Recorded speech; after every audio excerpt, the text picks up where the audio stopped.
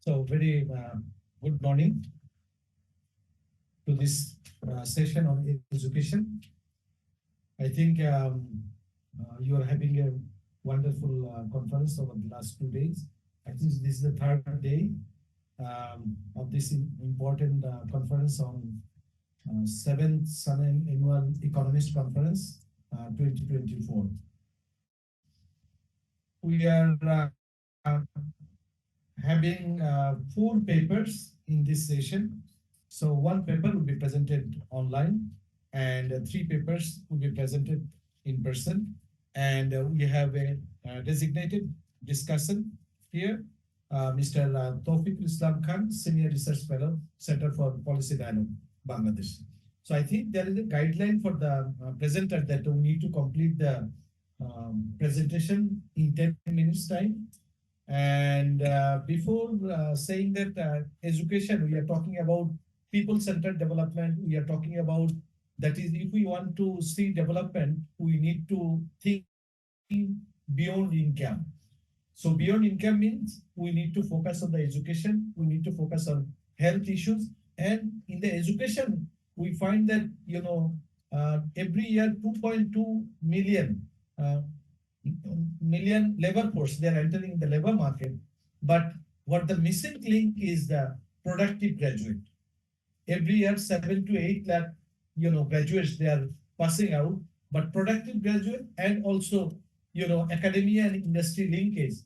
For that reason, in the mid-level, a significant number of overseas, abroad, from the abroad, like India, Sri Lanka, they are working in the mid-level officials in our industry. And if we ask our industry people why you are recruiting despite having the huge unemployment in our country, they say that the need-based, graduates is very important. So for that, I think as the report linking with this quality of education, that is very important issues for Bangladesh. So out of these 4 papers, I think this session will be enormously, we will be benefited from this. So first presenter, the digital divide and learning loss in India during COVID, the role of home internet access by Mr. Utkaras, right? Sorry if I pronounce wrongly. Chaudhary, PhD student, IFMR, Graduate School of Business, KRA, University, India. Online presentation. So let's welcome Mr. Utkars, right? Okay. Utkars. Okay. Please try to finish. Thank you, one and all. Sure.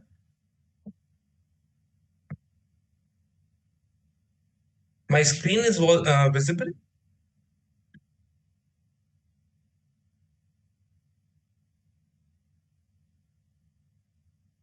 My screen is visible.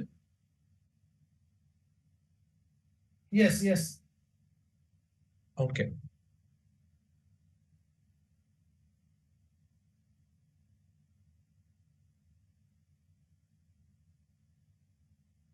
Okay. Good morning, one and all. This is my one of the PhD chapter today, which I'll be presenting. My name is Utkarsh Chaudhary. I'm a research scholar at IFMR GSB Kriya University, and this is one of my chapter of thesis titled "Building Resilience Against Learning Losses: Mitigating Impact of Home Internet Access During COVID-19 Pandemic." So the outline of presentation is like this. I'll be starting with the introduction and the digital divide persistent in India, followed by the literature associated with it, then research question, the data and methodology used in this analysis, followed by results and the policy implications. So let me start with the introduction. An estimated 222 million school-aged children over worldwide experience some sort of digital disruption due to diverse shock events. Now, these shocks can be of wide varieties, such as climatic shock, such as floods, torrential downpour, national emergencies like strikes, electoral emergencies, natural disasters like earthquake, floods, health shocks like Ebola, and recently the COVID-19 pandemic, which is also the focus of this paper. All these shocks does a disruption in the delivery of education. Why? Because whenever these shocks happen, these shocks force school closure, and that can be of varying duration, which leads to measurable decline in student learning. Now, these shocks can, our education system, if they are maintaining the continuity of learning in these shocks event, can define its resilience. Now, one way to build up the resilience in these kinds of shocks can be the use of ICT. ICT tools such as online learning platform, mobile learning applications, educational radio and television program can help in maintaining these education delivery. Now, to use these ICT tools, the very thing which is needed is the access. Now, with pronounced digital divide, which persists in India and in the many developing countries, this poses a question in using these ICT tools. As we are having a significant disparity in household technology ownership in these developing countries, the very thing becomes the access to the ICT tools. Now, if I give you a snapshot of India, digital divide in India, this National Sample Survey Organization 75th round was conducted in 2018, which suggests that the 42% of urban household, as compared to only 15% of rural household, have computer access with an internet connection. Now, this suggests that there is a special inequality in the ownership of computer and internet connection. Then we move down to the gender disparity, where the NFHS 5, which was conducted in 2019 and 2020, suggests that 57%, as compared to only 33% of a female population in India, ever used the internet. Now, ASER is the annual survey of education report, which suggests that 38% of 16 to 14-year-old school-going children enrolled in school did not have access to a smartphone at home. All these things suggest that there is a persistent digital divide in India. Now, in case of this persistent digital divide, if uh, uh, a health shock comes in the form of COVID-19, it will gonna uh, it will gonna affect the one who are marginally who are in the economically weaker section or the disadvantaged group. Now, this study took up the COVID-19 as a shock and looked at its impact. Now, just giving you a brief about COVID-19 in India. COVID-19 is a worldwide phenomenon where it induced the school closure due to various national lockdown policy. Just to give you an extent of digital divide in India, it closed 1.5 million schools and affected nearly 247 million children enrolled in school. Now, this sudden transition gave neither school administrator nor teachers time to adapt to this new paradigm of delivering instruction virtually, nor did it give students time to adjust to this new learning environment, as it was a sudden move from the government on March 24 2020. India come into India implemented a nationwide lockdown. This 5 minutes study left. Yeah. This study. I'll just come down. I'll skip the literature. I'll just directly come down to the research question. The research question is: does internet access at home help reduce learning loss and dropout during the COVID-19 pandemic? To do so, I have used National Family Health Survey, where the one unique feature about this is it has taken pre and post. The survey has done pre and post.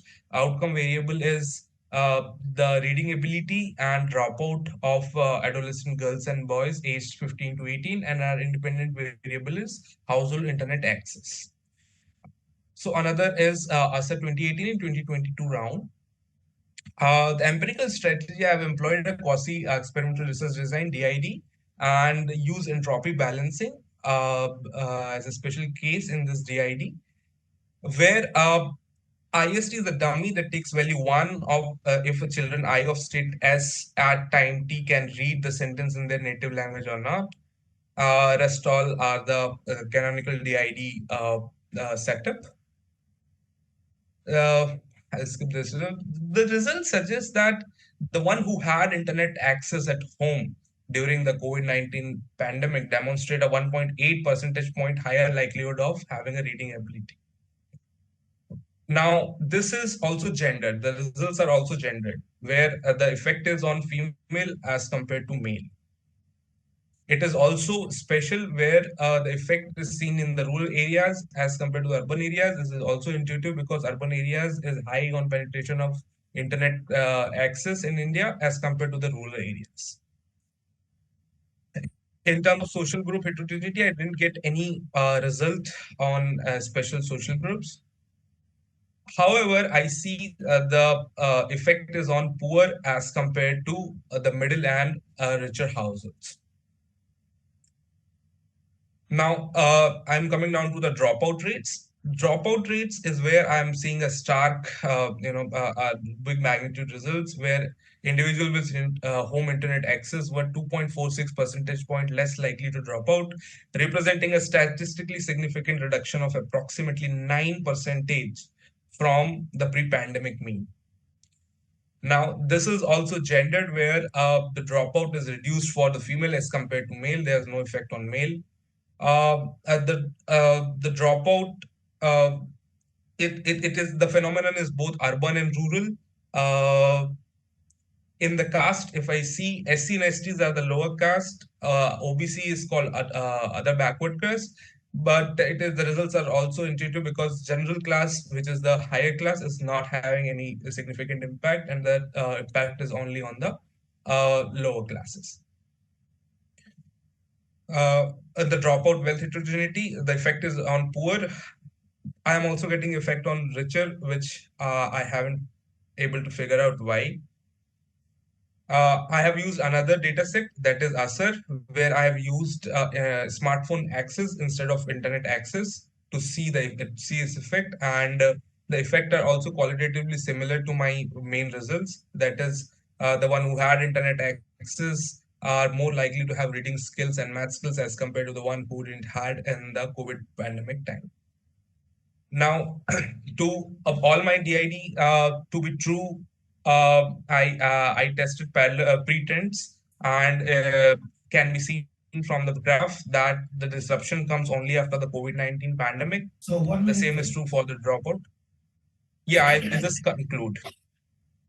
I have done a battery of robustness tests like falsification test, placebo test, and I have also done the event study to validate my results. Coming down to the conclusion, technology does have a mitigating impact on learning and educational outcome. The study revealed that there is a mitigating impact of internet access and smartphone on reading ability and dropout. It suggests that technology can play the mitigating role at the time of shocks. The effect are also gendered, special, caste and income based. This highlights that there is a need for targeted interventions to bridge the digital divide. One limitation is I have only considered the first wave of COVID-19, and due to data paucity, I could only test the impact of extensive margin, that is the access and not the usage. And the questions and suggestions are welcome. Thank you.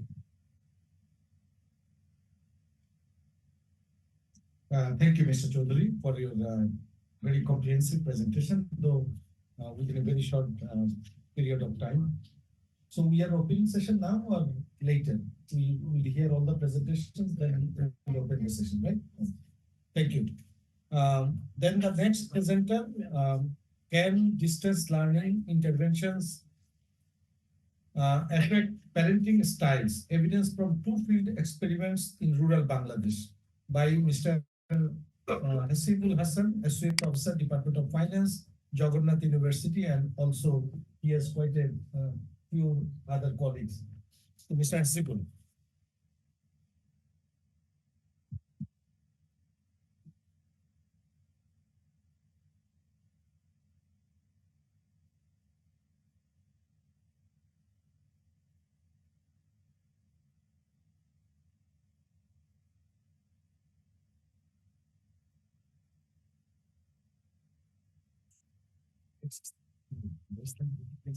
Yeah.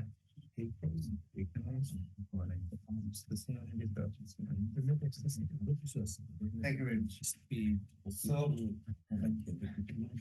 I have twisted really point myself to change and also to the audience and also not very loud for the chairs because I was not talking from there because if I talk loudly it will be very irritating for him as well.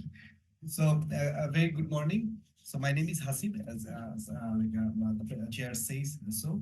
So, it was one of the again one of the chapter of my PhD. So, I did my PhD completely during the COVID. So, the PhD actually dictate my topic.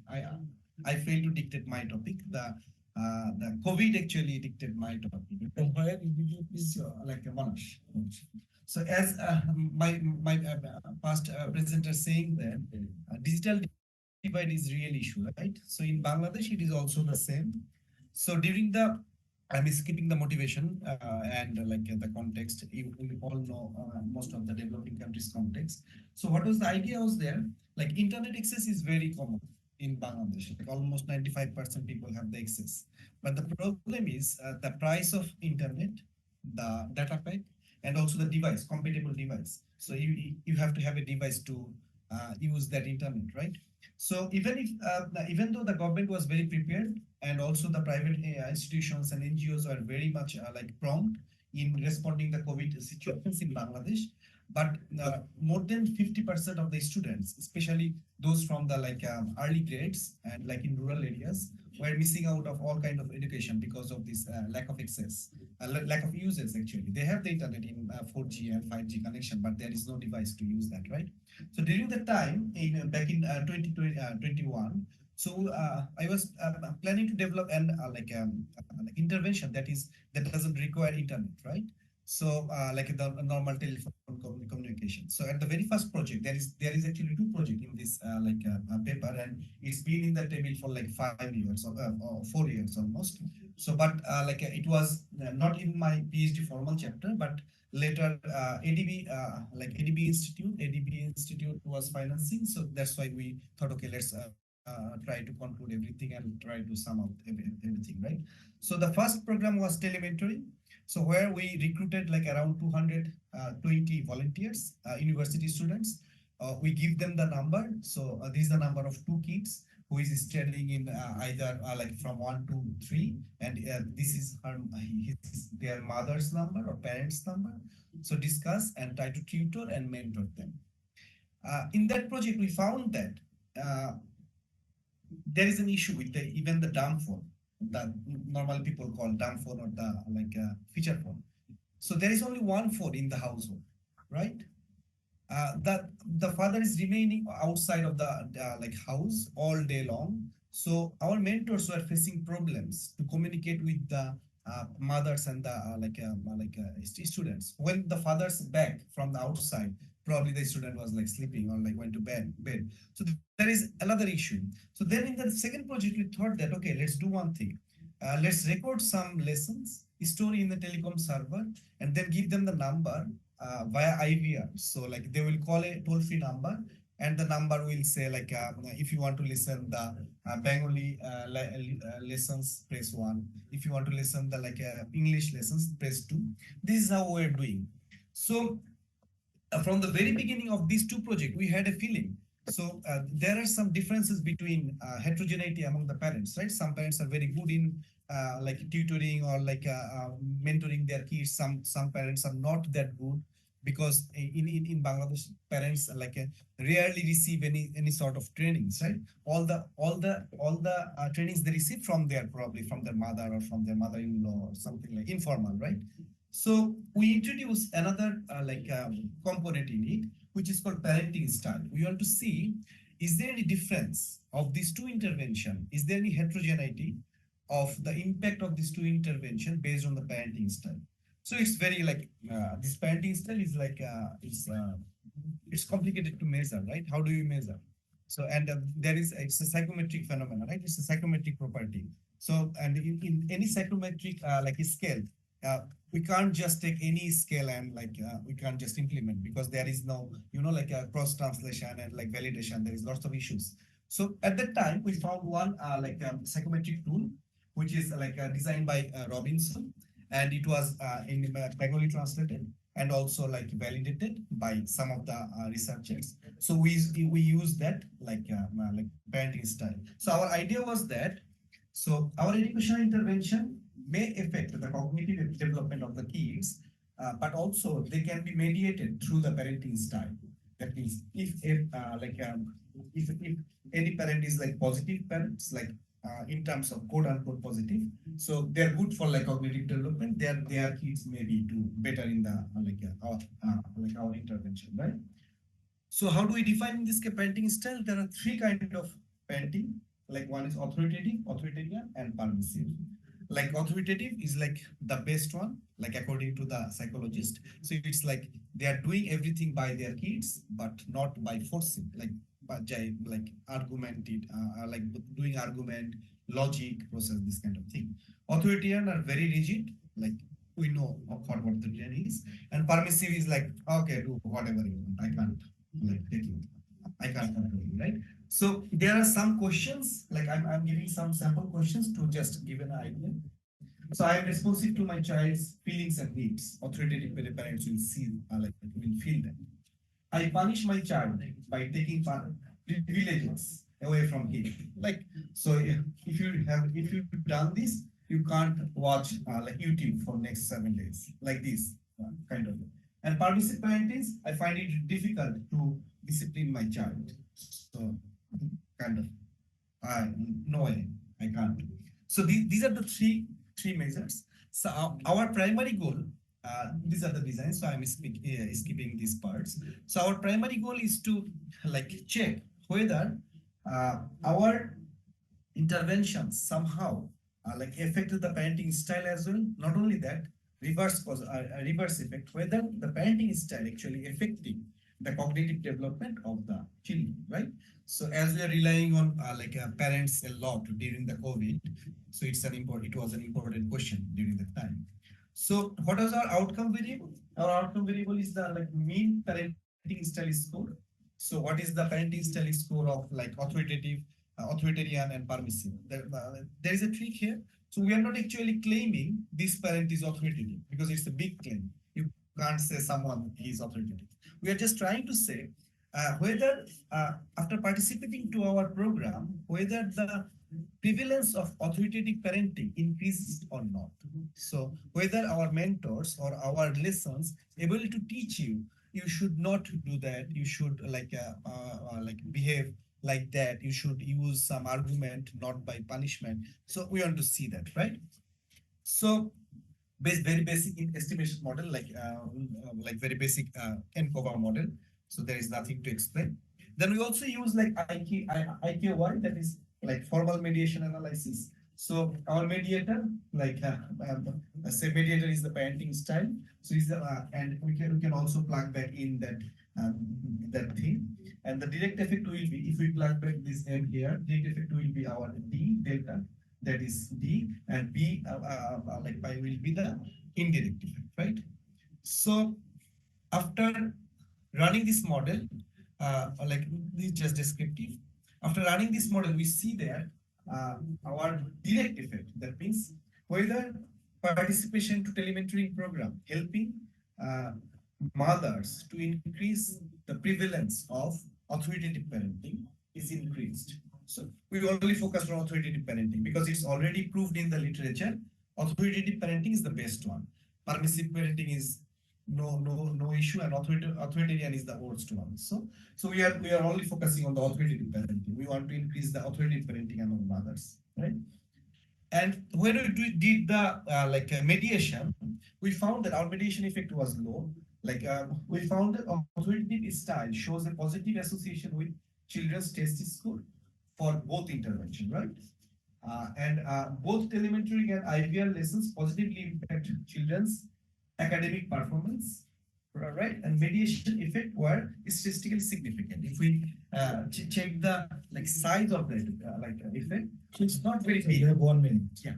So not very big. It's like the mediation effect is not very big. It's only 4% and like 6%. Which what it means? But it means that uh, parenting style is important, statistically significant for improving the academic performance.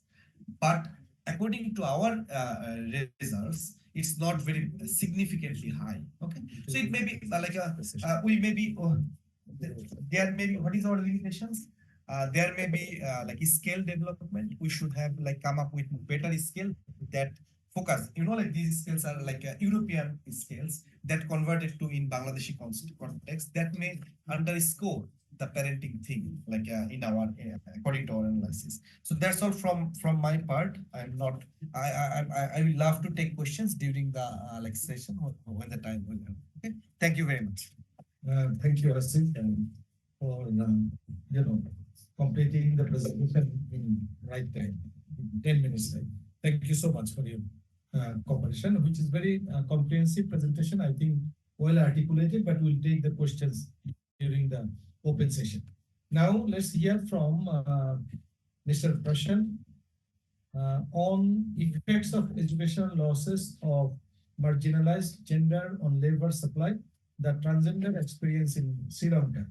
So transgender issues is very nowadays, hot talk in the context of Bangladesh. I think this presentation also will give us some food for thought on these issues. Yeah, thank you. Okay, so thank you for the opportunity. So my name is Prashant Vijayawardena, and the topic today is effect of the educational losses of marginalized genders on labor supply, the transgender experience in Sri Lankan context.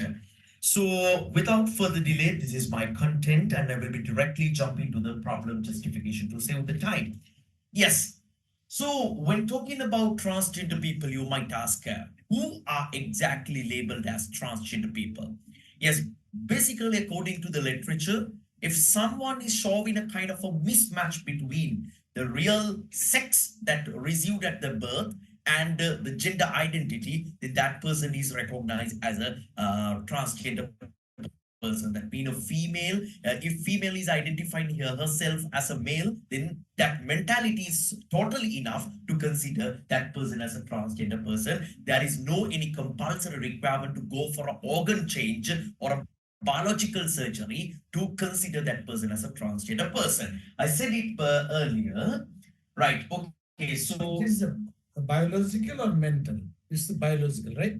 Transgender? no, biological is not compulsory. The mental change is enough to consider that person as a transgender person. Okay. Right. So talking about the labor force participation, that means I'll add something here. If someone is changed in the physical sex biologically, that person will be labeled as a transsexual, not as a transgender. Transgender person can be a transsexual as well, but it is not compulsory to be a transsexual to consider someone as a transgender.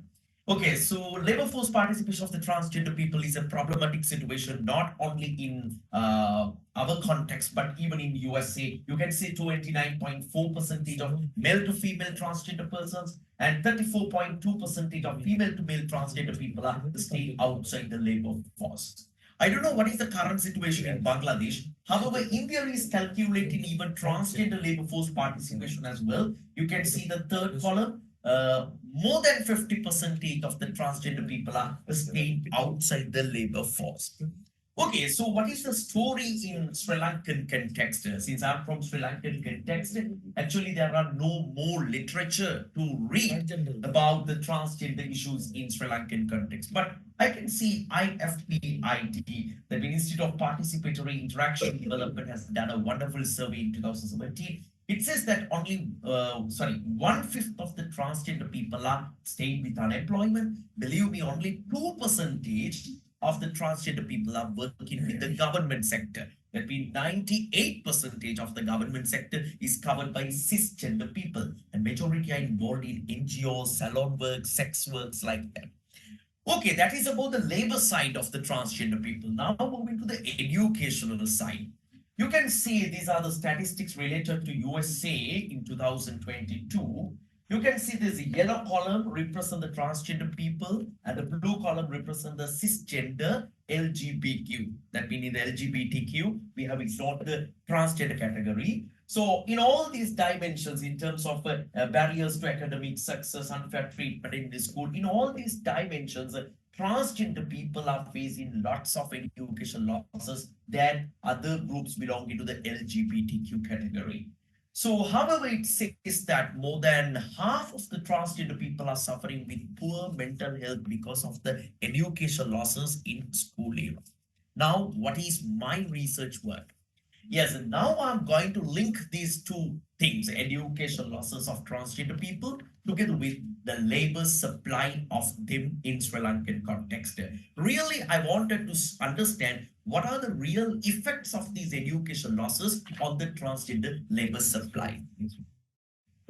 That figure was not for Sri Lanka, right? Not for Sri Lanka, it is for USA. So this is my research objective, investigating the effects of education losses of transgender individuals on their labor supply in Sri Lankan context. So I'll quickly pass in this research methodology. It is, transgender people belonging to the early adulthood, age 20 to 40 will be my population. And sample size is just 25 because it is a qualitative research work. And semi-structured interviews were done by using a snowball sampling technique. I have collected 25 sample members. And how did I catch this set of transgender people? Because it's a heightened crowd. So I have connected with some transgender NGOs and the communities in Sri Lanka, the National Transgender Network, Equal Grounds, the Asia Pacific Transgender Network in Sri Lanka, especially the Prana Transgender Collective. They supported me to find transgender individuals for my interviews. And it is hybrid data collection method, interviews, plus participatory observations. And these are the transcripts, what I have collected. And especially data analysis, it is again a qualitative data analysis. I have used the thematic analysis introduced by Virgin Brown and Virgin Victoria Clark, not the 2006 version, but 2020 version. I have started coding from initial coding and ended up with the level 4 coding as well. So in this qualitative analysis, I have used Envivo software to make it easy. And these are some of the workings with Envivo. Now, what are the findings? Yes, so these are the effects of educational losses of transgender individuals on their labor supply in Sri Lankan context. This is my theme 1. I have derived from the thematic analysis. First one, long-term frictional unemployment during the early age school living. Yes, we know that frictional unemployment means moving from one job to another job, then we have to stay for some period for unemployment. So it is comparatively longer for transgender individuals than cisgender people. Now see this example. I studied, this is one of the narrative that I collected from the interviews. I studied only up to grade 8 because I understood that I might have to face so many problems if I continued my studies up to the grade 11 or 12. In Sri Lankan context, 13 years of school career is compulsory, but she did studies only up to 8. Now, what is the result of this early age school leaving? You can see this line, okay? So they always push. So we can see it takes years and years to find a job in this status. It is difficult even with this appearance. Appearance of this person is girlish, even though the born gender is male. So when this appearance plus low education combined together, it will be a reason for the rejections at the interviews. Second one, this is so interesting, delays in academic career due to gender transition. Yeah, gender transition is unique for these transgender people only. It is a 3-stage process. Firstly, mental transition should happen. Doctors will check whether this person is ready to go for the next gender or the opposite gender. That will take so long time, that is known as a psychometric test. Then they have to go for the biological surgeries, but before biological surgeries, they have to spend longer period of time for the hormone therapies. Then 2 hormones will work in one body. Then once biological surgeries are done, then they can go for the legal stuff, changing their names in a national identity card, passports and everything. So it will take around 7 years for a successful gender transition. See this person. This person says that she entered to India to complete her 2-year master at 26, but it took 7 years to complete it because when two hormones are working in the one single body, it is really hard to concentrate on the studies. Finally, she started her first job at the age of 33. See, academic delays lead towards the delays in the labor entry as well. The third one, the school culture of aggression limits access to the leadership roles and create aggressive behavior. What I have observed is Sri Lankan context, I think it is same in the Bangladesh context as well. Most of the schools are so religious, so cultural, having this traditional attitude. So school teachers, peers, and everyone are cornering, discriminating these trans individuals or trans students. So it is really a culture of aggression in the schools. Finally, what happened when someone is growing in this culture of aggression, it will lead towards aggressive work behaviors in the corporate sector at the end of the day as well. Yes, this is another one. Limitation of labor contribution to self-account works and not observed economy due to social isolation brought in the school era. Yes, as I know, okay, most of the trans individuals didn't have more number of friends. See, I felt rejection continuously from the end of my classmates. I attended the classes which had only few students because I felt it is really uncomfortable in front of huge crowd. That means in public places they are uncomfortable. That is social isolation. What is the ultimate result of social isolation? When they come to the jobs as well, they will be limited to the isolated jobs like salon works in on place, sex works in hidden places, or working in transgender oriented NGOs, which are really less paid. It will lead towards unemployment as well. And the fifth one is enclosed cognition that will lead towards lowering of the educational loss. What do you mean by enclosed cognition? Suppose I'm a transgender female. Okay, even though I'm wearing this blazer, I'm much comfortable with a sari if I'm a transgender female. So if I'm not comfortable with what I'm wearing, that is known as enclosed cognition. There's a theory related to that one as well. See this one. We had vivas in the universities at every semester, and it was really uncomfortable to wear saris and answer these questions. Although we are clever, we cannot perform well. That means, right, if this enclosed cognition is there, right, they will be failing in vivas as well. So when they are failing in the vivas, that will go for the job interviews as well. Even in the job interviews, they will be failed because facing for an interview while wearing a sari, even though she is comfortable to wear a blazer, then that will reduce the personality definitely. Okay, the last finding, the limitation of access to white collar jobs due to the problem of access to tertiary education. Most of the trans individuals are really reluctant to go for the higher studies. See this last example.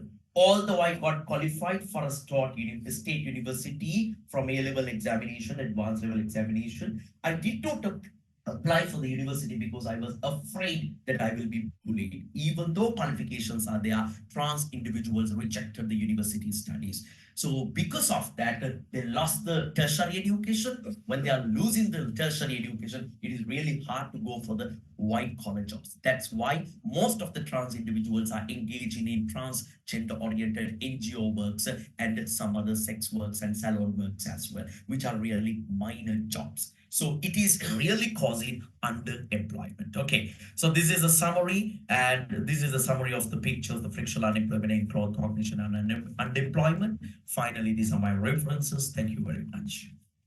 Thank you. Thank you, Mr. Prashan, for bringing up a very new dimension, I think, in terms of labor market for transgender people. Now, our last presentation on how does the rising rate of unemployment among university graduates impact the mental health of recent graduates and ongoing students, an empirical investigation in Bangladesh by Ms. Khadija Tabassum Brahma and her colleagues. So I think Department of Economics, Jahangirnagar University. Okay. Thank you very much. Because one important issue is we are concerning always on the physical health, but mental health is hardly discussed. I think this is we'll add a new dimension on this issue. Okay, Khadija, please. Assalamu alaikum. Good morning. So, I am Proma and I'm going to present my paper on how rising rate of unemployment among university graduates impacts the mental health of recent graduates and ongoing students. This is going to be an empirical investigation. Throughout my work, two of my co-authors, Sadiqun Nahar and Shoiful Islam, made their significant contribution. Well, we need to find out why did we choose this topic.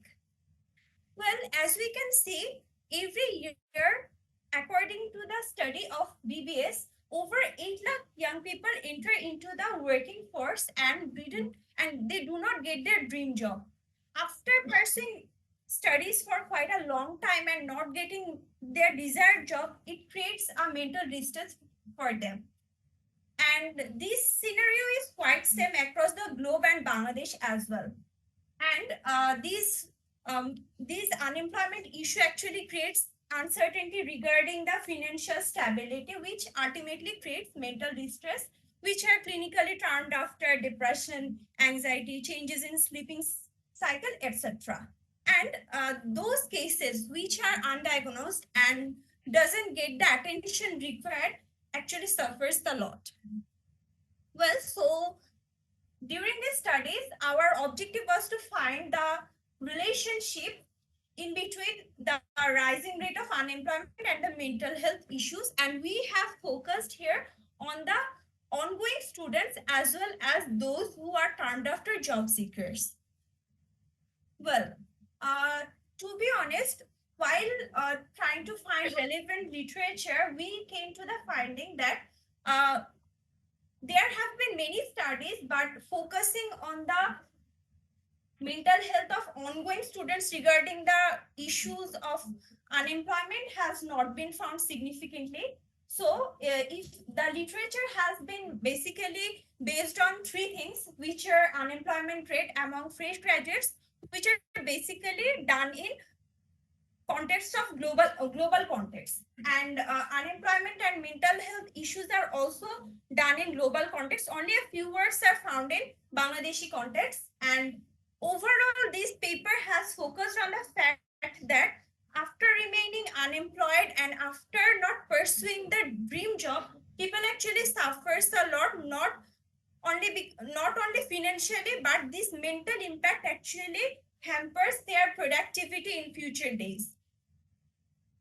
So, throughout this literature, like I have mentioned earlier, there is the absence of Bangladesh focused studies. And as we can see, our lifestyle actually evaluates how we are going to act, how we are going to feel mentally. So, not not all the papers have compiled so many lifestyle related variables, which might have brought a new insight to the studies. And as I have said, the impact on the ongoing students are absent. So in the methodology, as we can see, we have conducted a cross-sectional study, and we have taken sample of 405 participants, among which 65.68% were male and 34.32% were female. Their mean age had been 24.367, and we have included seekers as well as the ongoing students. And social demographic variables, as usual, are included like gender, family income, age, and lifestyle related variable, which we have focused here are smoking habit, drug addiction, internet users, and physical activities like his involvement in regular exercise or regular walking habits and so on. And we have used Stata 15 version for the analytical purpose, and the statistical tools we had tried to make our studies simple for the understanding. That's why we have used descriptive and summary statistics, basic chi-square test, and logistic regression. And for the measurement, we have basically focused on twin scale, which are DAS 21 and ISI. DAS 21 is basically depression, anxiety, and stress scale. It has focused on 21 sectors, and basically it is the shortened form of DAS 42. And insomnia severity index is the the parameter of measuring the changing sleeping cycles and difficulties while falling asleep. And we have categorized, and the scale has categorized the presence of depression, anxiety, stress, and insomnia into the following categories. Well, moving to the most interesting part, which is the result and discussion part. As we can see here, the first one is focused on the prevalence of depression, anxiety, and stress. If we can see that among the 405 participants, 44% didn't have any depression, 30% didn't have any depression, and rest of the 70% of the respondent had depression, which are categorized into mild depression, moderate depression, severe depression, extremely severe depression. Same goes for anxiety, stress level. I'm not going to explain all those to save the time. And for the prevalence of insomnia, as we can see, that insomnia is absent among 34% of the total population, and the rest 64% of the respondent are affected by the changes in their sleeping cycle, or they are having difficulties to fall asleep. And as I have mentioned, there is the chi-square test run for depression, stress, and anxiety. These in this tabulated form, I have only focused on the factors which has significant impact on the depression, stress, and anxiety. And after finding the factors which has significant impact, I have again run the logistic regression model, which has focused that for depression, gender, the habit of smoking, the daily uses, the information regarding the unemployment issue, the family pressure regarding getting a good job, the insomnia level are affecting the depression level. For anxiety, the gender, same goes for the gender. For the anxiety level, gender, perception regarding sufficiency of family income, sources of monthly expenditure, smoking habit, drug addiction, daily internet users, presence of family pressure regarding employment. These are actually the significant factors affecting the anxiety of our respondents. And here is the significant factors for stress and insomnia. For your clear understanding, I have actually tabulated this, the associated factors which are actually affecting the depression, anxiety, stress, and insomnia level. And after this study, we can conclude with the findings that according to the prevalence and demographic characteristics, those people who are living in the urban areas are more exposed toward insomnia and depression, anxiety. All this actually gets more prevalent if that person is addicted towards drugs or has the habit of smoking. And as we know, the impact of internet actually hampers our mental health, although most of us use it for recreation, or some might use it for study purpose as well. And family stress regarding whether he or she might have to take a good job and support the family, the status of whether the family has financial debt or not, the uncertainty regarding what will happen in future if I don't get the good job actually hampers the mental health. And after this studies, we have come with the recommendation that there should be some changes in the recruitment process, like the working opportunities for qualified graduates should be created, and the recruitment process should be fair. Otherwise, there is no way to reduce this mental distress, as if someone is qualified enough and doesn't get a good job just because of unfair recruitment process, and reduction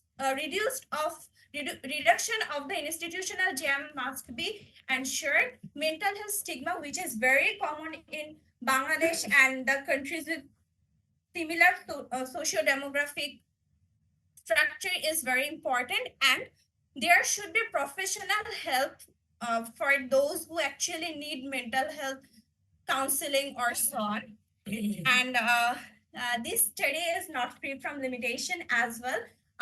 We wish to take a sample for 800 respondents. We wish to take for 400 from the job seekers and 400 from those who are currently studying, but for time constraint we couldn't conclude that, and the response ratio of current student and individuals who are seeking employment are not like we have intended. So in future we are gonna conduct another study with the correction, and as it is a cross-sectional investigation, it is not free from the limitation of its own. Thank you, everyone. I would like to hear from you. Thank you. Thank you, Khadija, for your very good presentation. Actually, we have listened 4 different papers from 3 countries, Bangladesh, India, and Sri Lanka. So we have covered learning loss during the COVID, distance learning, also how it affects parenting style. We have also covered educational losses of marginalized gender or labor supply, particularly transgender perspective from in the context of Sri Lanka, and also rising rate of unemployment and its impact on mental health. Though I don't know whether in the BBS data unemployment is increasing or not, because if you see the figure of unemployment in the BBS data, you will find it is decreasing. But we are mostly concerned with the underemployment, actually, rather than employment issues. So, 4 very, comprehensive papers we have listened. Now we are opening the floor. We will listen from you, and I will request you to be in brief and make any comments, your observation, or any questions. So, floor is open.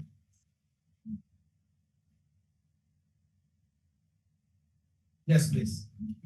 Hello, sir. If you kindly introduce yourself, please. I'm Sumaya, Department of Economics, 4th year. Dhaka University. Yes, sir. So my question is from Hasibul Hassan, sir. That would you mind please telling your sample strategy? You took your research paper and how much reliable your data, because parenting style is a psychological fact. Please, if you answer this question, thank you. Thank you. Next. Yes, please. Yes.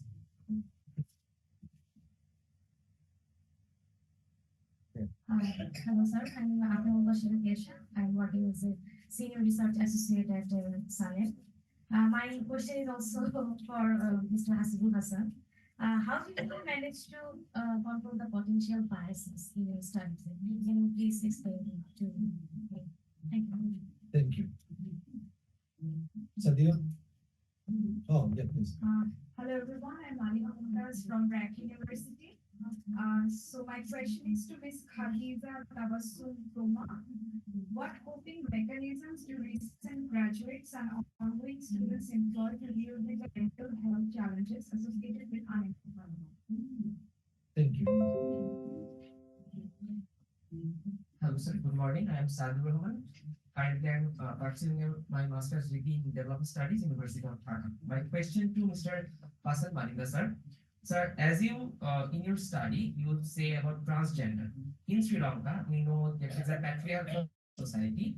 So, do the trans women and trans men facing the same problem? Is it or not? First of all, and second, in your study, as your study is qualitative study, why there is no variation in the dependent variable? That's why we have we can understand very easily. Yes, this is the actual loss of the transgender in labor market. So my question is to that. And my second question to Ms. Khadija, in your study, I just unclear about this. You said about unemployment, and at certain times you said they didn't get their desired job. So does the unemployment and didn't get the desired job, underemployment, as Professor Yusuf said, this, does your study accomplish these 2 things same or not? First of all, secondly, how can we define our mental health issues? Because it's abstract, as you know. Because what I have mental health issues completely different from others. So in your study,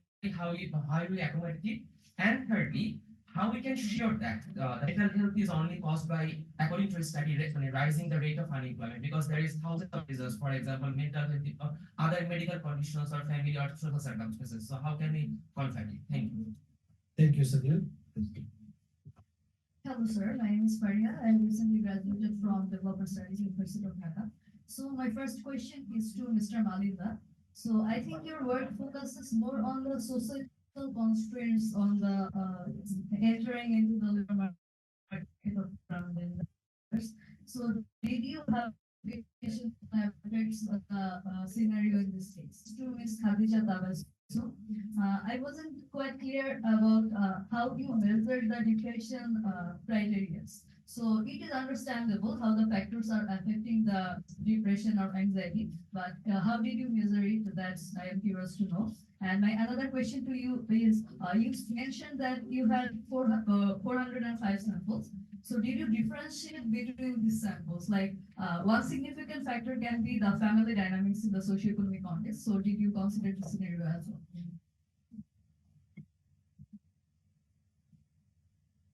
I'm Soyada Shoela Nasrin. I'm a student of Geography University. My question is Fasan Malinda.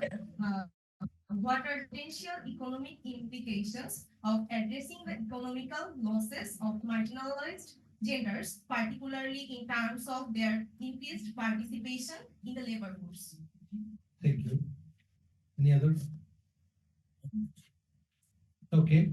Now we are going back to the presenter. You'll get you'll have 1 minute or maybe 90 seconds. So start with Khadija. Coping with the current situation comes from the perception, as I have mentioned, that in Bangladesh, mental health issues quite like a stigma. So actually, there is no proper framework for coping with the current situation. So it might vary. And coming into, I don't remember your name, that you mentioned differences between mental health. How did we measure that? Actually, we have used DAS 21 scale. We have used the perception that whenever the sleeping and insomnia scale, whenever a person is mentally distressed, clinically it is seen that a mentally disturbed person has changes in sleeping cycle, and the person faces difficulty regarding the and the presence of depression, anxiety, and stress is also seen. The scale, mainly the two scales actually answers your question. If you look deep into the questions, you will find that. And your points of constructing those variables, how do they do that? Constructing actually this is just a brief version, and if you want, I can share the paper with you, and you can see that the total procedure has been written in it, and I hope that will make clear your confusions as well. Thank you.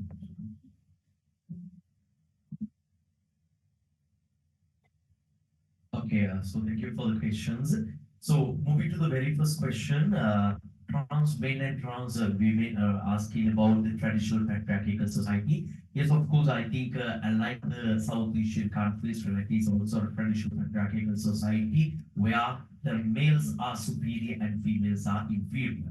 So that thing is applicable for transgender people as well. What I have noticed is through the interview discussions, people believe that moving from female to male or transitioning from female to male is kind of a promotion, and male to female is kind of a demotion. That means transgender males are less reluctant to face rejections in this transgender labor market. That is the one thing. And she is asking about what is the dependent variable of this particular research. Because this research is solely purely a qualitative research.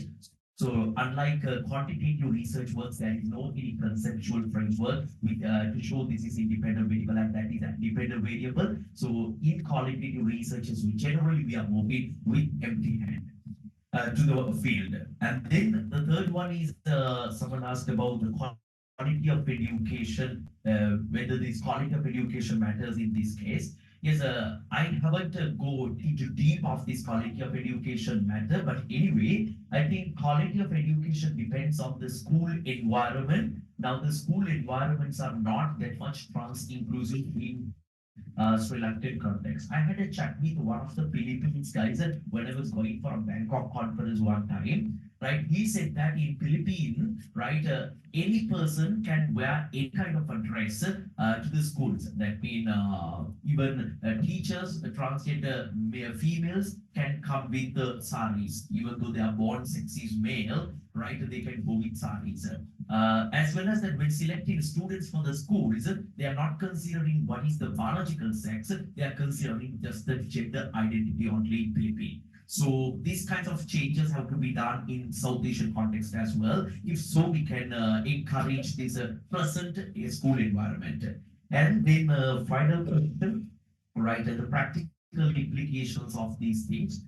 So one of the practical implications that I suggest is we can come with quota system for the labor force as well as quota system for the schools as well. For example, now Italy, the 1% of labor force must be completed or covered by the transgender people. Even in UK, 2% of the labor force must be covered by the transgender individuals. But we don't have such kind of mechanism. But India, in 2019, they came with a kind of a transgender protection related act that is enabling kind of a participation of transgender people. So we can enact that in the other countries as well. And the other one, building trans inclusive work environments is very much essential. Like giving maternal leaves for the females, why can't we give leaves for the gender transition for the trans people? As well as that absence of the transgender oriented toilets, that the washroom problem is a serious problem in workplaces. We have to solve those kinds of problems and make a kind of a trans-inclusive work environment in every place in South Asia, then we can change a kind of a, we can take the contribution of this highly good for economic growth. Thank you. Thank you. Hassan. Hi. Sorry, I was not very clear during my presentation. These are actually field experiments, meaning that like we did a randomized control trial. So for randomized control trial, we had to follow like a two-step beforehand. One is first, we had to do the IRB from like Monash University and another institution from Bangladesh. And also after that, we have to pre-register. Like before starting the intervention, we registered publicly in a website what we want to do, what is our intervention, and what we're going to ask at the end. That means we have to like dummy results. We have to show the dummy results. There is no numbers. We just like submit all the dummy like things. Like okay, we want to see that. We want to see that. We will see these by that question. We will see those by those questions. It's in like AE, like AEA, like American Economic Association, Social Science Registry. So before going to the field, we registered everything. What is our intervention? What is our questions? Baseline and and also we take the IM. And we implement these intervention in two arms. One is control group, another is treatment group. Like in the control group, there is we haven't provide anything. They may receive something from by themselves, but we don't know. But we haven't provided anything. And in the first treatment, that is telementoring, it is individual level randomization. That means in any village, there may be 2-3 kids, one in treatment and one in control. But in the second paper, which is IVR, like second program, which is IVR, that is cluster level randomization, and the PSU was like a village. And the second question about bias. There is no like which kind of bias. I'm not sure what kind of bias you're asking about. So if you say about sampling bias, it is not bias because it's all balanced. Like before going to the field, like this control group and treatment group was balanced. That we balance or observable characteristics. There is one bias, sample bias, and also from the result bias, which is very important. So if I give something to someone, obviously you will say good thing to me, right? So as I support you, after coming here, I will not say bad about someone because I already received some thing from someone. So this is called experimental demand bias, experimental demand effect, Hawthorne effect.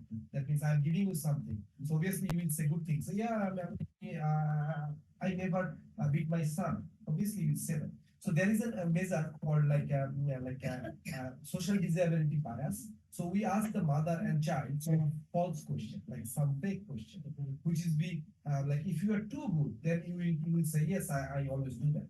Then we cross check whether the mothers or the parents have social disability to pretend they are very good mother to their very good parents. Is there any bias? And we segregate the sample in two categories.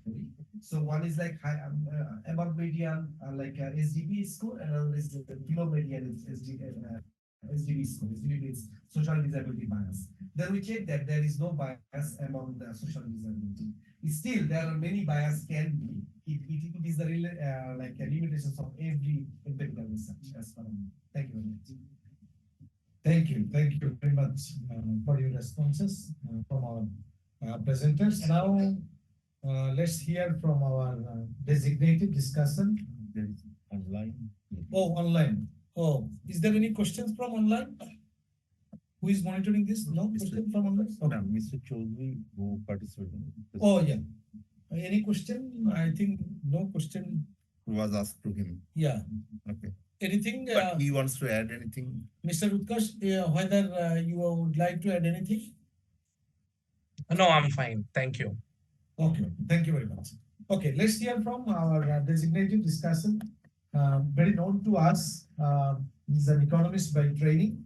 Mr. Taufiqul Islam Khan, Senior Research Fellow, Center for Policy Dialogue, CPD, Bangladesh. So he has extensively conducted different studies both on using quantitative and qualitative research method. I think he is the very right person being here as a designated discussion. Dr. Taufiqul Islam Khan. Thank you. The chair has been extremely generous in introducing me. But this is true. I think these 4 papers are put together in this session, maybe on education per se, but they're very diverse in nature. If you look at the methodology applied in 4 papers, you'll see that it's starting from RCT, and we have looked into DID and then moved into qualitative studies, and then also logit regression and others. And in terms of, I think, sample survey data collection, they have used very diversified methodologies in that way. Also, I can see that they're very different in ways of looking into different aspects of education, starting from the level of education, the marginalization they have addressed.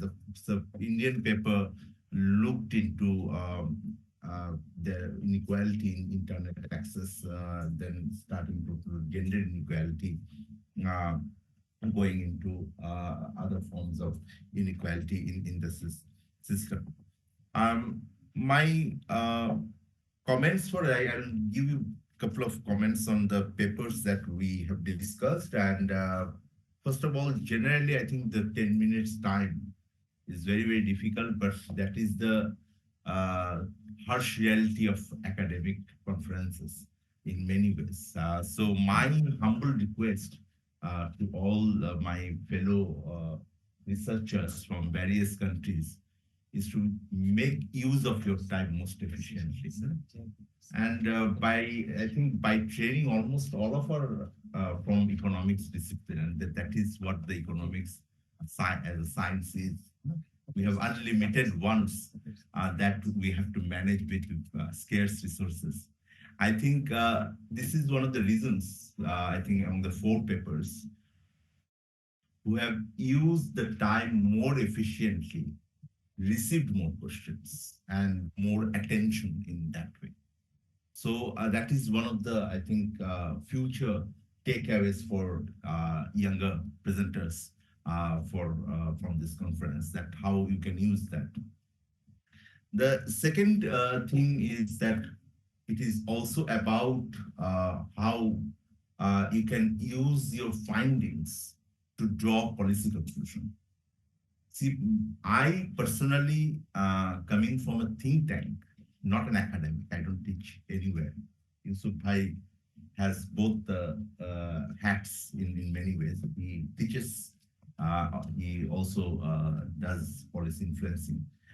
My primary intention of doing research, and I think it is quite important, is that when if you do conduct research, there has to be an implication for this. So, and that is influencing the policies and bringing knowledges into the domain. So, but in some of the papers, the findings or the focus of your analysis and research does not necessarily match with the recommendations.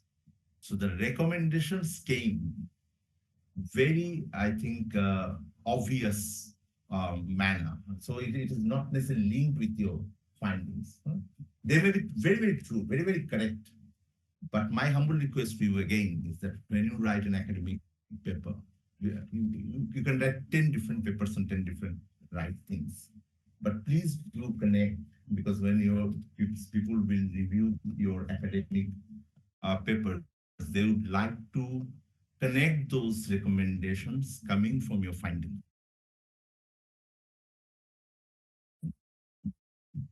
So this is something I think there is not enough time, but please do, you know who you are, what I'm trying to say.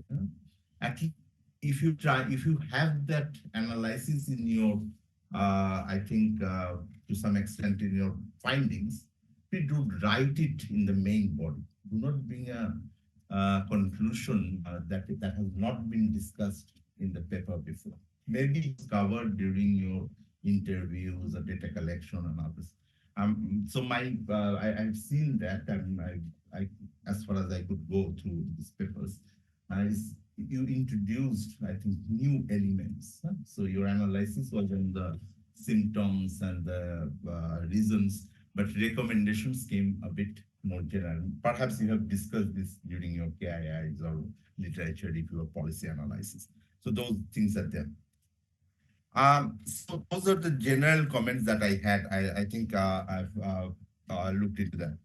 But overall, if you look at, and the final thing is that you also need to make sure that your models are very well explained, even when you are writing the results. Let me now give one or two examples. And this is because I'm also an alumni from Janina University. So I take that privilege. You see, when you wrote down the main findings, this is a very nice table. But when you said that one of the reasons for depression is gender, it did not necessarily mention either in your deliberation or in your slide what gender are you talking about. So are you saying that males are facing more depression compared to women? You can respond. I mean, you see, so when you say gender, you have to explain which gender. Because it's not necessarily obvious from your results that you know. I can presume that males were talking about it. Similarly to with family type, when you say family type, there are two family types I could see, joint and nuclear. So you have to mention that which one is actually indicating to have more stress or anxiety. See, the other thing is also about the possession. The possession is about, you see, excessive internet use or habit of smoking, drug addiction. These things are, which one is influencing which one? Is it influencing anxiety or is it a outcome of anxiety? So that is you actually, since you have done the interview, this is where the nuances comes when you combine. And whenever I prefer to combine my quantitative findings with some nuances with of qualitative in nature to understand the reason get how to explain it. So that is a good combination in my view. Um, Let me now just conclude. Similarly, I think in the first paper from India, so Mr. Chaudhuri, I understand that no one asked you any question. I leave a couple of questions to you. Maybe you can look into, because you said in your slide that ASER is a survey that is representative survey of rural children. But when you analyze, you had also rural and urban both data. So that was a bit confusing. But in many ways, when you highlighted, you have so many tables and in so many aspects, a very interesting paper. But the thing is that you will see that it is only the poorer of the children that has a higher impact on access of internet. So there may be other factors. So I could go through, or I have so many questions about that. A very interesting paper, and I think can be done in Bangladesh. I know that ASER is being conducted as now in Bangladesh. So very good analysis. But for all the crowd here, audience here, and people who are listening, is that you see we are also slaves of data limitation. So if you do not collect the data from the field for your analysis, as it happens in a couple of cases, there has to be some limitations. So it has to be there. So the expectation does not give full satisfaction, but that is the world we live in. It is also again with that scarce resources and unlimited ones theory that we have. My final point is that a couple of general observations that I would make. I think these 4 papers have brought out important things, may not be very new in certain contexts. For example, in Bangladesh, we have conducted different study. I conducted a study where we have seen that more marginal population received, I think, less quality education. So the education outcomes are more severe during the COVID period for more marginalized people. And sometimes it is definitely associated with income level, but sometimes it may not. I remember that in certain areas where people left the universities, went to their villages, but because of the quality of internet, not necessarily, it is not about yes, no internet access or yes, no smartphone access, but the quality of internet is so bad that they just got frustrated and dropped out from the class because they say it's not working. The most important lesson probably for us is that whether we can use how definitely it is a new avenue for us for providing or extending education to a larger scale people. And I know many younger people are now looking into internet sources for their different skill sets, not necessarily formal education, but different trainings and others. And this is very important. But it is also true probably that direct forms of learning, direct contact with the trainer or the teacher gives you better education. So it is not necessarily very replaceable in many ways. This is one of the conclusions that we can see. But it also shows that the paper really shows you see the different aspects of requirements that we need, from starting from infrastructure to social attitude, to household attributes, to opportunities created by external factors beyond education. And you see the first paper shows we need to have better access to infrastructure. Infrastructure can be created by the government, but if the general people do not have access to it, it does not work. The second paper shows completely that it is the households attributes that is very important in education outcome or parenting building up. The third paper shows it's a social, unless we have a change in our social attitude, I think we cannot achieve the best inclusive education. The final paper shows that beyond the education, we need to create an environment to get employment. I'm going to congratulate all the presenters and thank the chair for this, and also to Sanan to have this wonderful session. Thank you very much.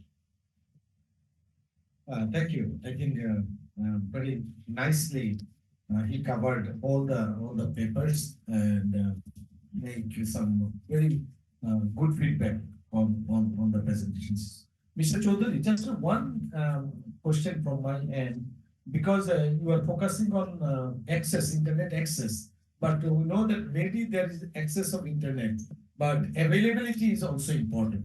Speed is also important. Affordability is also important, and also educational equipment also important, whether it is laptop or smartphone. So how you covered these in your papers, Mr. Chaudhary?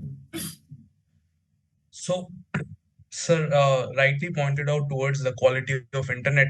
So, as it was a 10 minutes presentation, I knew in the limitation I have said that it's not intensive margin what I'm looking at in this paper, but the extended part of a paper where I've extended my analysis, what I have done is I have taken quality of internet. So what I've done, from the World Bank data, I have checked in the each pixel where the tower is located, or either it is 2G, 3G, or 4G, to see the speed of internet, and that I have taken as a proxy for the quality of internet and used it as an IV to see whether it has any impact or not. I have directly used it also. So I do extend. Means I'm still in the phase of extending it. The quality of internet is what I'm working on now, adding in this paper using this data and methodology. Thank you. Thank you very much. So we are almost at the end of the session, but we are really maintaining the time. That is very good thing. But when we are talking about education, it's very important. We are talking about quality education, but sometimes I find, because I am teaching Dhaka University, but there is a gap between theory and practice. We are there talking many things, but even if we are talking about, say, for the economics department, Dhaka University, what is the class size? Class size is also important, and teachers are conducting any quantitative session. So addressing 100 students in one session, one class, is also important. I just give an example. So physical environment and also academic environment in educational institute. If you look at in the university, though Dhaka University, I can say you that we are now trying to publish the results within 45 days. It is mandatory. And also in our department, I think in economics also, there is no session jam at this moment. So 4 years time is we try to maintain. But Dhaka University is not, we are talking about 158 university. We are talking about, say, for 8 lakh graduates. What is the educational environment across the country? And sometimes due to accessibility of the educational equipment or affordability issues, education became expensive also as well. So there is a rural urban divide also. While we are talking about education as such, maybe we are happy with the macro picture, but sometimes there is a mismatch between macro and micro. I came from very rural area, remote areas, but nowadays it's very difficult for a person coming from a very rural area to compete in such a competitive environment. So this is very important. And also, if we are talking about tertiary education, whether this number higher education, like 8 lakh, whether they all need, when a person is working in the, say, for as a tailor in the bank, whether he or she needs a public university, we need to think of it. In the developed world, we are saying that 12 diploma and some specialized programs are running. So I think we need to think, and in Bangladesh, in the education system, such a education, heterogeneous education system, Bangladesh, Qaumi, Islami, so such a heterogeneous education system, service examination, BCS examination, in the only one route, one examination. So this, I think we need to think of it, and unfortunately our, whatever in our educational policy, 2010, but we need to update this, we need to customize this, whether nowadays we are talking too much on education curriculum in the school level, and unfortunately all the assessment system is based on continuous assessment. There is no exam until SSC examination. So what I have seen that there are some students, they are fully focused on some say for preparing poster or some assignment. So, but they are preparing assignment, they are preparing the poster, but based on the internet, they are copying from the smartphone or internet. And so creativity, we are talking about creativity. I think on the contents issue, I reviewed the contents, very rich, but assessment, you cannot fully depend on continuous assessment. There should be exam. Still, I think whatever we are doing in the university, 50% exam, 50% continuous assessment. Maybe we need to think in a holistic manner. But what I am telling you, capabilities is very important from Orthosan perspective.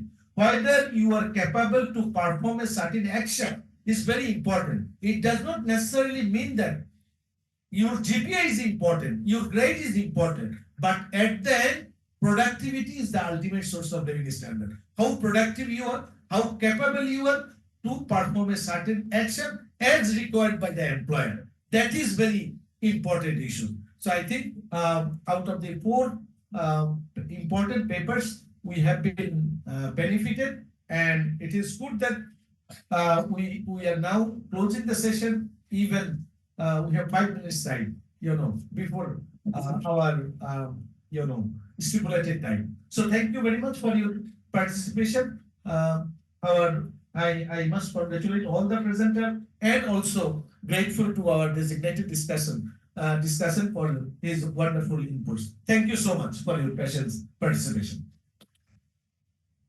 Thank you all. Now I would like to request our honorable chair to distribute the certificate and token of appreciation to all the presenters. And yes, yes. একটু যদি একটা ছবি বসে নিব না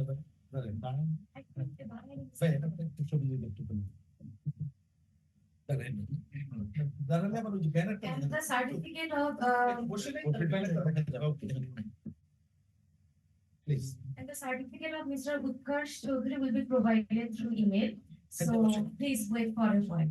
Thank you. Sure. ছবি তোলা হচ্ছে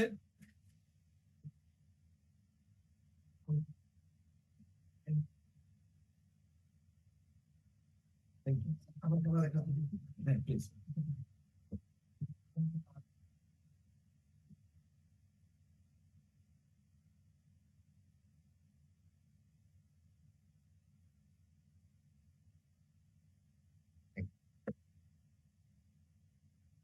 Possible, yeah. Thank you. Sorry.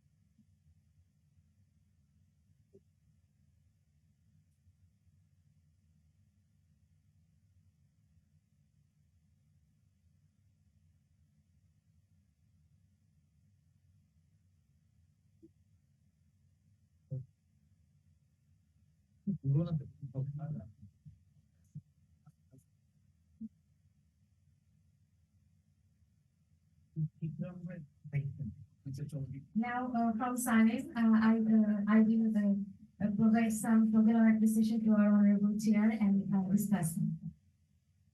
Let's take it.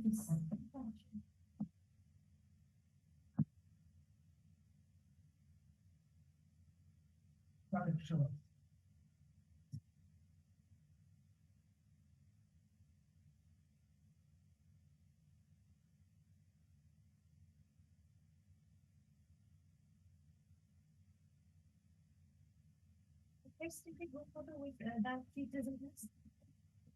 And also great.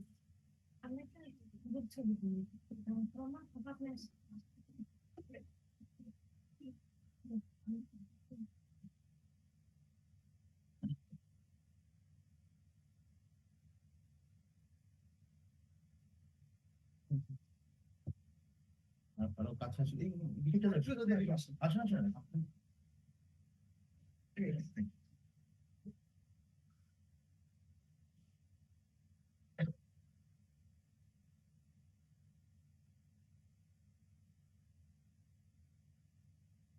Thank you. না আমার শেষ